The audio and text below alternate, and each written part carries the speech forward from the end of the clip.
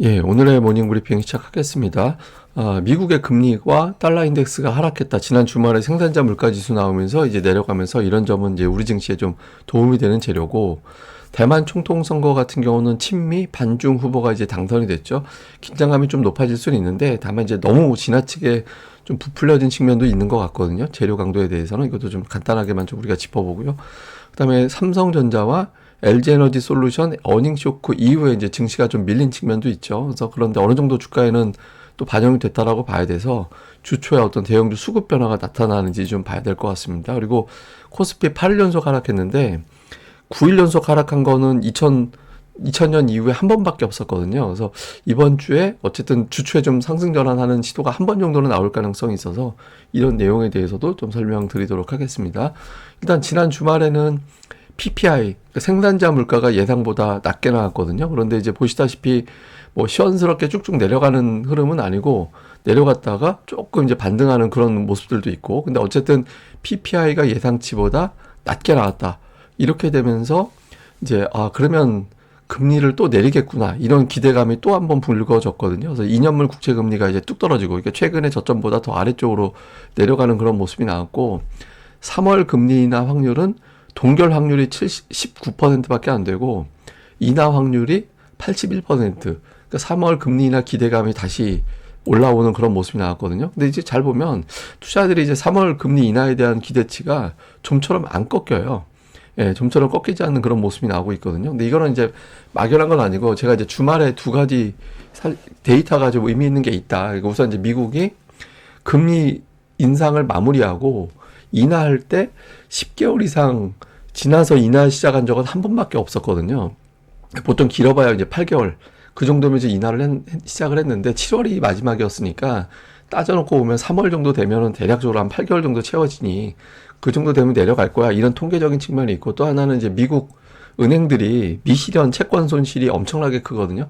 지금 뭐 지난 연말 기준으로 6,500억 달러인가 뭐 그 정도 있었는데, 그게 3월 되면 다시 터질 수도 있어서 연준이 어떻게든지 금리를 조금 조절을 해줄 가능성이 있다, 뭐 이런 주장들이 있습니다. 그러니까 그런 것들 때문에 3월 금리 인하 하지 않을까, 이런 기대감이 있는 것 같아요. 근데 이건 어디까지나 기대감이라서, 또 이제 뭐 계속 2월에 발표되는 CPI, 또 3월에 발표되는 CPI, 그리고 PCE, 이런 어떤 물가 지표 나올 때마다 이제 계속해서 이제 3월 인하 되네 안 해, 이런 논란은 좀 이어질 겁니다. 일단 지난 주말 버전으로는 또 인하 기대감이 높아졌고, 그 다음에 이제 또 보면 지정학적 변수들, 그러니까 대만의 친미 총통이 선택이 됐다. 그러면서 이게 뭐 한국 반도체주의 호재가 될까, 이렇게 이제 얘기가 나왔잖아요.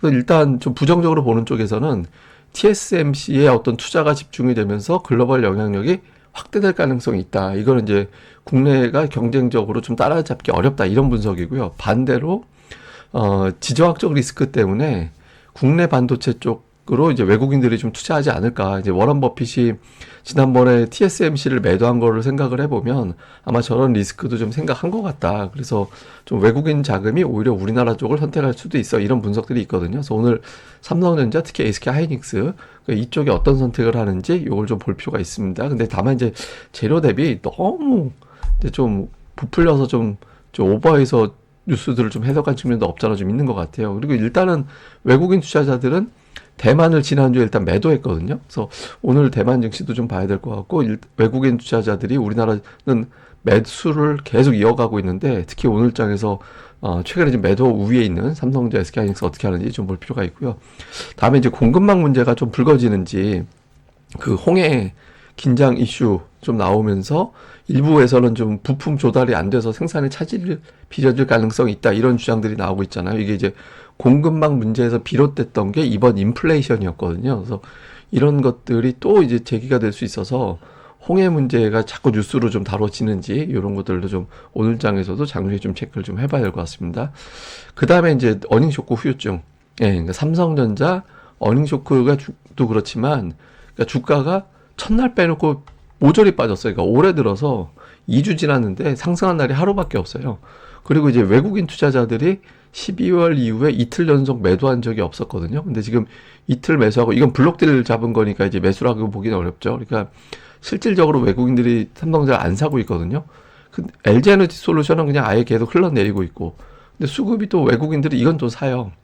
예, 지금 사고 있거든요. 좀 생각을 해보면 지금 문제는 뭐냐면 우리가 외국인들 것만 보고 있지만 기관 수급을 보면 둘 다 기관 투자자들의 매도가 끈질기게 나오고 있는 상태잖아요. 그래서 이거는 키포인트가 제가 보기에는 외국인들도 외국인들이지만 기관의 매도가 멈춰주느냐. 이게 이제 연말에 들어왔던 수급, 매수 수급이 매도로 바뀌는데 딱 그 매도가 멈추게 마무리가 된 거냐라는 거는 이 두 종목으로 보면 가늠이 좀 될 것 같아요. 그래서 지난주까지 12월에 들어왔던 매수는 어느 정도 정리가 된 것 같거든요. 그래서 이제 오늘 장에서 기관들이 이 종목들에 대한 매도가 어느 정도 확 줄어드느냐. 그러니까 이걸 좀 보면 기관들 매도 진정되면 증시는 또 반등하게 되거든요. 그래서 그 흐름이 나오게 되는지 좀 체크를 좀 해봐야 될 것 같습니다.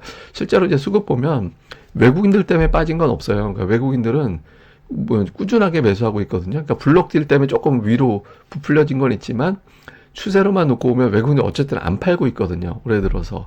그러니까 작년 12월 이후에 어떤 매수했던 흐름이 끊어지진 않고 있습니다. 그리고 이제 선물도 되게 중요한 게 선물이 되게 많이 누적으로 매수가 들어와 있는 상태이기 때문에 외국인 투자들이 이거를 팔 수밖에 없었거든요. 그러니까 이게 파는 과정에서 매도 플레이 하니까 지수 떨어지는 게 좋은 거지 뭐 이렇게 해서 또 그쪽으로 몰아가는 게 있었을 거고 근데 일단 한 5만 계약 정도 가까이 4만 계약 이상 매도가 나왔거든요. 그러니까 이쯤에서 돌릴 수도 있을 거예요. 만약에 지금쯤에서 안 돌린다면 이번 달 FOMC 때까지는 시장 올려줄 생각이 없다. 기껏해야 박스권이다. 이런 의지로 볼 수 있거든요. 그래서 외국인 투자자들의 선물이 돌아서야 기관들의 매수도 좀 붙을 수 있기 때문에 이걸 좀 같이 볼 필요가 있고요.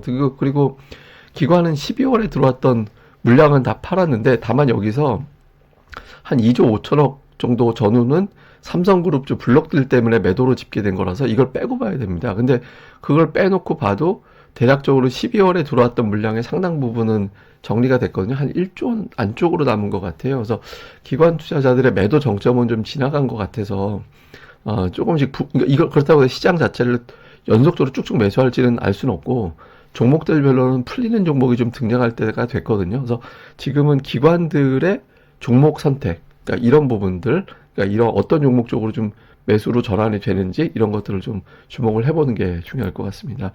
그리고 이제 코스닥 업종별로 추이를 좀 봤더니 코스닥 반도체 업종은 올라가다가 지난주 삼성그룹주, 삼성전자, SK하이닉스 좀 주춤하면서 21선까지 깨있는 그런 상태고요. 근데 21선 깨면 보시다시피 깬 게 저점이 되긴 했었거든요. 그래서 이제 주추에 좀 올라가느냐.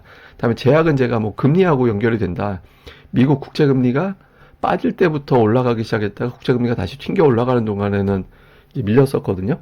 근데 이제 주말에 국채금리가 빠져서 제약주가 반응이 나오는지, 그다음에 소프트웨어는 이게 AI 관련해서 한글과 컴퓨터가 여기 들어가잖아요. 그래서 다른 종목들이 밀리는 동안에 밀려서 이렇게 좀 지지부진한 동안에 이제 소프트웨어 쪽이 테마성 종목으로 좀 강하게 움직임이 있었거든요.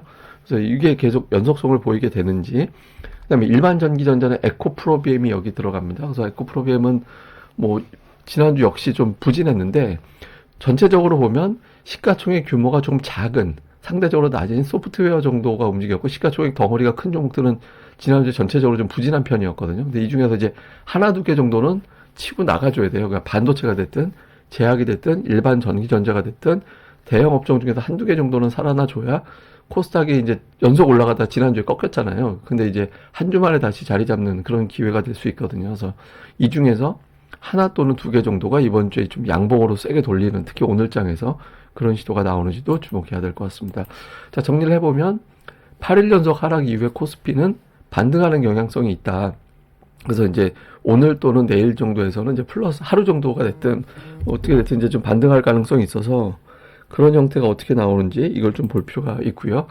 다음에 이제 어닝 쇼크가 되면서 코스피 실적 전망치가 수정이 되고 그런 과정에서 증시가 하락했다라고 볼 수 있거든요. 근데 이제 삼성전자, LG에너지 솔루션이 여기서 추가적으로 더 하락한다라는 건 실적 전망 수정이 마무리가 되지 않았다라고 해석이 될 수 있어요. 그래서 이게 이제 반등을 좀 해줘야 실적 전망이 이제 좀 하향 수정된 게 마무리가 됐다. 이렇게도 해석될 수 있거든요. 그래야 이제 지수 일단 단기 바닥이 나오는 겁니다. 이거 볼 필요가 있고, 그 다음에 앞서 말씀드렸던 외국인들 선물 매도, 기관들의 현물 매도가 정점은 친 걸로 보여지는데 산발적인 어떤 매수세가 들어와 줘야 되거든요. 2월 올해 들어서 지금 첫날인가 빼놓고 그러니까 계속 매도만 하고 있잖아요. 그러니까 이게 수급이 돌아서 줘야 이제 대기하고 있던 매수 자금이 있을 텐데 저게 매도로 계속 이어지면 매수를 안 하거든요. 예, 저 구도가 나오게 되는지. 그다음에 이제 코스닥 쪽에서 과매도 종목군들이 좀 있습니다. 이제 과매도라는 건 피크 대비 뭐 15%, 20% 이렇게 빠진 종목들 되게 수두룩하게 있거든요. 근데 이게 실망감 때문에 빠진 것도 있지만 그냥 수급 때문에 빠진 종목들도 있어서, 그러니까 이런 종목들 아까 이제 쭉 나열해드렸던 업종 내에서도 좀 반전하는 종목들이 나오는지도 좀 잘 봐야 될 것 같습니다. 근데 이게 일단 그 ADR이 지금 코스피 같은 경우는 주초에는 좀 높게 다시 올라가는데 한 수요일 정도 되면, 수목 정도 되면 ADR이 코스피는 과매도권으로 내려갈 가능성이 좀 있어 보이거든요. 그래서 조금 주초반 넘어갈 때 종목들별로는 상승 시도하는 종목들이 좀 나오기 시작할 가능성이 있습니다. 그러니까 이전보다 이제 상승 시도하는 종목들이 좀 늘어날 가능성이 있어서 주초에 이제 종목들 변화를 좀 잘 집중적으로 봐야 될 타이밍인 것 같고요. 근데 반면에 코스닥은 아직은 조금 바닥하고는 거리가 있어서 코스닥 쪽은 조금 되게 차별화될 것 같긴 한데, 코스피 쪽에서는 이전보다 시도하는 종목들이 나올 수 있어서 이게 좀 잘 볼 필요가 있습니다. 그리고 이제 어차피 2000년도 이후에 이제 11연속 빠진 적은 없었으니까 월요일 또는 화요일 중에 이제 좀 변화가 생길 가능성이 있잖아요. 그래서 종목들별로, 그러니까 지수보다는 지금 이제 종목별 수급 변화, 다음에 이제 움직임 변화에 더 집중해 보시는 게 중요할 것 같습니다. 예, 그럼 또 자세한 건 제가 또 오후 방송에서 내용 또 정리해 드리겠습니다. 이 방송 구독하기와 좋아요 꼭 좀 부탁드리고요. 그리고 또 오늘 하루 또 이번 한 주 잘 보내시길 바랍니다. 감사합니다.